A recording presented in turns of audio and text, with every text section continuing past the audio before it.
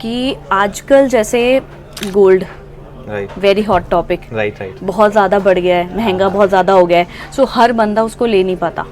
ठीक है, उसके लिए भी हमारे पास क्या ऑल्टरनेटिव ऑप्शन है? जैसे 1 लाख प्लस हो गया है, so everybody can not afford it, तो उसका क्या कुछ वेयर अबाउट? गोल्ड में हम आप बड़ा अच्छा टॉपिक है कि अगर मान लीजिए एक परिवार है, वो प्लान कर रहा है कि मैं अपनी बेटी को कुछ जैसे शादी होती है तो उसमें अच्छा खासा गोल्ड दूँ, तो बड़ा इम्पॉसिबल सा लगता है आज के सिनेरियो में। अगर उसको 10 तोला सोना देना है, 5 तोला, तो 5-10 लाख रुपए इजीली वहीं चला जाता है। बाकी शादी के एक्सपेंसेस अलग। तो आप अगर प्लान कर रहे हैं तो एक मैरिज प्लानिंग भी एक गोल होना चाहिए आजकल इंडिविजुअल। आप मैरिज प्लानिंग को एक गोल काउंट करें, वो भी एक अच्छा गोल है, उसमें अच्छा खासा हमने देखा है नॉर्मली 20-30% ऑफ सेविंग्स है। कोई भी इंडिविजुअल है उसकी वो अपने बेटी की मैरिज में या बेटे के मैरिज में जाती है 20-30% सेविंग।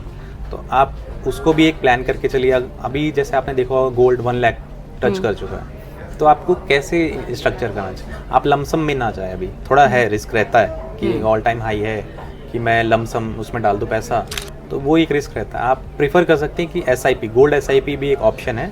तो आप वहाँ जा सकते हैं, गोल्ड म्यूचुअल फंड करके, उसमें SIP आप नॉर्मली 5,000 10,000 जो भी आपकी इनकम है, तो उस हिसाब से आप अपना 20-30% आप उसमें एक्सपोजर रख सकते हैं। तो गोल्ड SIP होता क्या है मतलब? सेम आप जैसे एक तो हो गया मेरा फिजिकल गोल्ड, मेरे को ना कोई रिंग खरीदनी है फॉर एग्जांपल 1 लाख रुपीस की, ठीक है, so how should I plan my this goal?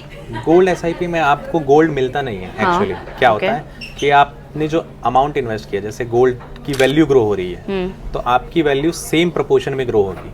मान लीजिए अगर गोल्ड आज 1 का 2 है, तो आपने जो इन्वेस्ट किया है अपना पैसा, 5,000 1 का 2 हो जाएगा। अच्छा, हाँ, अच्छा, तो सेम वो प्रोपोर्शन में ग्रो होता है, आपकी वैल्यू ग्रो होती है। आपको गोल्ड नहीं मिलता है उसमें, आपकी वैल्यू, आपने पैसा निकाला, आप सेम वैल्यू से आप गोल्ड बाय कर सकते हैं। ओके, ये है उसमें। ठीक है, तो फिर आप उसमें एक कुछ बेनिफिट्स भी हैं गोल्ड म्यूचुअल फंड में इन्वेस्ट करने के।